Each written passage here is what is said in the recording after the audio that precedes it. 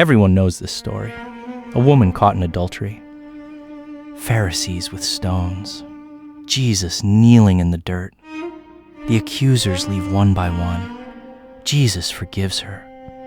But there are three things hiding inside John 8 that completely change what this moment is actually about. And the most important one is something Jesus never says out loud. First, we need to understand what the Pharisees were actually trying to do, because this trap was never about the woman. John 8:6 tells us directly, they said this to test him, so that they might have grounds to accuse him. The woman is not the target. Jesus is. If he said stone her, he contradicted Roman law. If he said release her, he contradicted Moses. There was no safe answer. They had closed every exit, except Jesus does not answer the question they asked, not once in this passage. He changes what is being asked entirely. But first, there is a detail in the law they cited that they deliberately left out. Leviticus 20:10, the law requiring execution for adultery. Here is what it actually says. Both the adulterer and the adulteress shall be put to death. Both. The woman was caught in the act, which means there was a man. He was there. He was caught in the same act, and he is not standing in that courtyard. This was not a sincere attempt to uphold Mosaic law. If it were, the man would be there too. The woman is not a person to them in this moment. She is evidence. And Jesus is the only one in that courtyard who seems to notice. Now, John 8:6. The Pharisees have finished their accusation. They are waiting for Jesus to answer. And Jesus bends down and writes in the dirt with his finger. That is all the text says. It does not say what he wrote.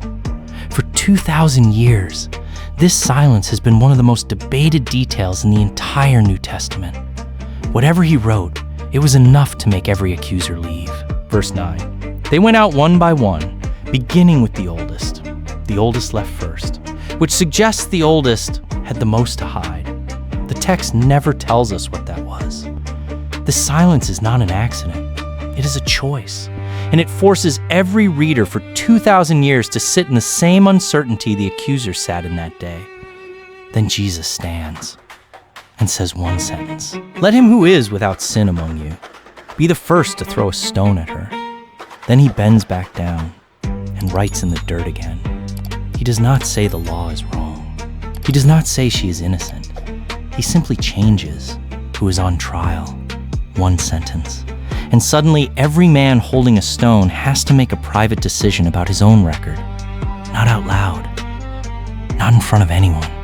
Just alone with his own conscience. And they leave, one by one, beginning with the oldest.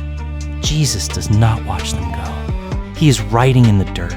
He is not interested in their shame. Then the courtyard is empty. Just Jesus and the woman. He asks, "Woman, where are they? Has no one condemned you?" She says, "No one, Lord." And he says, "Neither do I condemn you." Most retellings stop there. But the next 4 words are not a footnote. Go and sin no more. Go and sin no more assumes there was sin. Jesus does not tell her the accusation was wrong. He acknowledges what happened. And then he does not condemn her for it. That combination, full acknowledgement without condemnation, is not the same as excusing it. It is something harder. It is looking at someone in the worst moment of their life and choosing not to make that moment the final word on who they are. The Pharisees wanted to use her past to end her future. Jesus acknowledged her past and handed her future back to her. A trap engineered not for the woman but for Jesus. A missing man whose absence exposed everything. 2,000 years of silence about what was written in the dirt.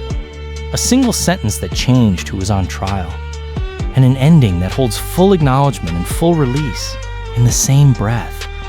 The Pharisees brought a woman to use as a weapon.